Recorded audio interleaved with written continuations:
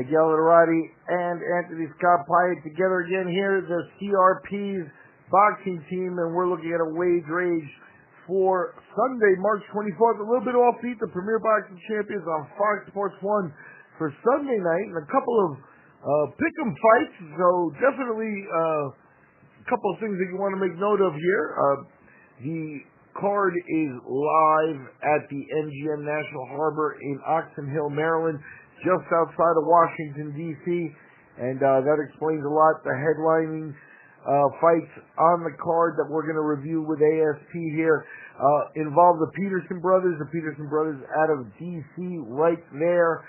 So these are home fights for them, and we're going to look at them right now. Both of them are in pick'em fights. The main event comes in the welterweight division as Lamont Peterson takes on Sergey Lipinets, a pair of 140-pound former world champions meeting at welterweight, and that was at -110 across the board.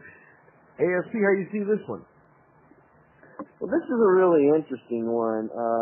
You've got Lamont Peterson with the bigger name recognition. His losses are some big names, which does give him experience, but he's lost to Errol Spence Jr., who we know can really fight.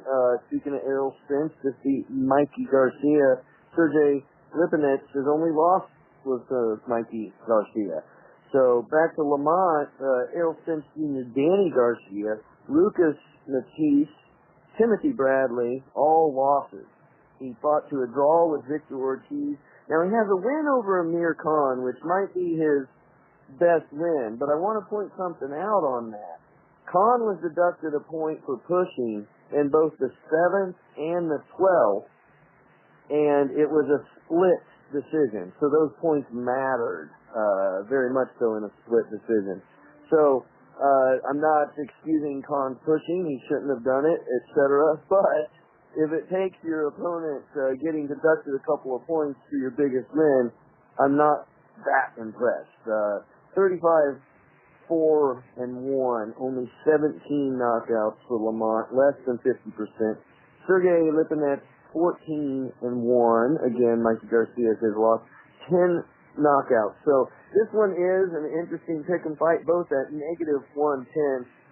What I expect to happen is money might come in on Lamont with the name recognition, especially with his brother Anthony. We're getting ready to call his fight as well. Money might come in on Lamont. Now, had we recorded this a couple of days ago, I was going Peterson by decision in a very, very close fight.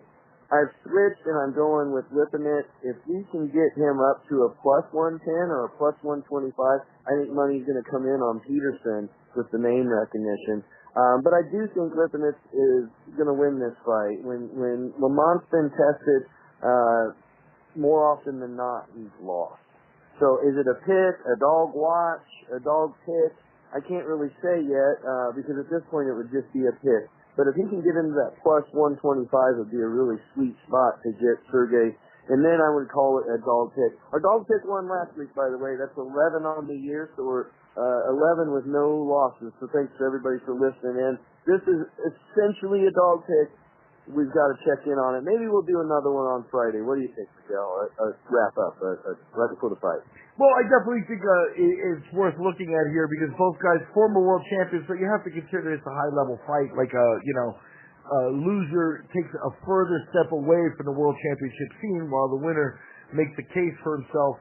Again, at 147 pounds with the Premier Boxing Champions having a lot of the guys there, they're starting to show the thinness at times of their roster.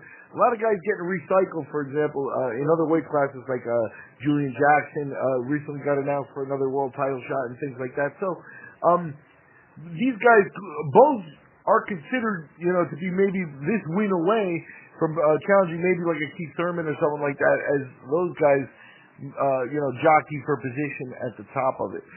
With that in mind, Lamont Peterson, you have to keep in mind here, in 2015 when he fought Danny Garcia, he was a heartbeat away from that world championship because that's a majority decision. A lot of people thought that he may have edged that fight over Garcia. Garcia remained undefeated at that point and went on, it's still one of the top guys in the division. There's no shame in that loss, but he was very close. Now, the next time we saw him lose to Spence, he had dropped off a little bit, and something that wasn't the same. Maybe it's the fact that Spence is that much more superior to to Garcia, and that could very well be it. But he got stopped in the 7th, and he wasn't quite as on top of his game as he was back in 2015. So with that in mind, that perhaps age and some of the mileage has kept has caught up to him. Lipinets at 14-1 still has a lot left in the tank in terms of what he wants to give. And he's another guy that wipes away some of that home court advantage and stuff, because I don't think this is a guy who cares much where he fights. No. You know what I mean?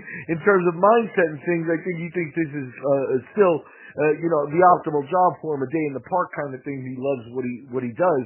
So I don't think that I think it eliminates that home court advantage a little bit, and maybe that hunger is what edges it out at the end. A loss to Mikey Garcia on his end really, he got a front line Mikey Garcia before, some of the questions that he opened up afterwards, but he got a top pound for pound fighter there, extended into the 12th round, so, for the full distance. So, Lipinets, I think you're right on this one. It has a lot more to give in terms of, if you're looking for who's got the best chance at a future fight at the world title. That's right. So let's look at the co-feature, which he's Anthony Peterson. Anthony, a little smaller than Lamont, a much better record in terms of, I believe he comes in at 37-1. But if you look at it, it doesn't resonate with the names such as the guys that you've mentioned.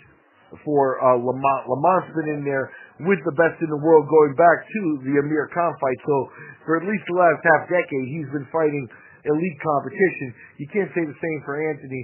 Anthony, perhaps a notch below. He's at -110 as he takes on Argenis Mendez. Mendez to this fight here not as an underdog, but given a fair shake at 25-5-1. That gives you a little bit of an idea that this might be a test for Peterson.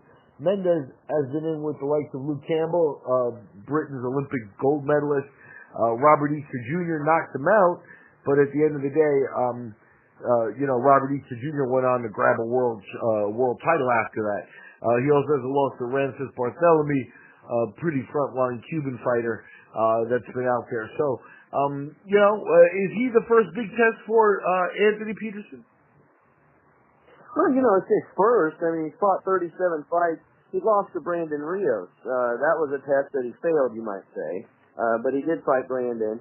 I think part of the issue with this question on Anthony Peterson, why he's a 110 and so is Mendez, even though Mendez is 25-5 and Peterson's a 37-1, it has to do again with that arc of their career. Anthony Peterson hasn't fought since January 20th of 2018, and that was a no contest. So when you look at that, that's probably that rust and that age is probably why this one remains a pick'em fight at both -110. All four, you've got both brothers, Lamont and Anthony Peterson. They're both -110s, and so are their opponents. It's a true pick'em fight. This ought to make for a really fun night of boxing, both these main event and the co-main events of the Peterson brothers. They ought to be fun, if nothing else. Peterson by decision on this one. I don't really see anything to bet because he is a -110.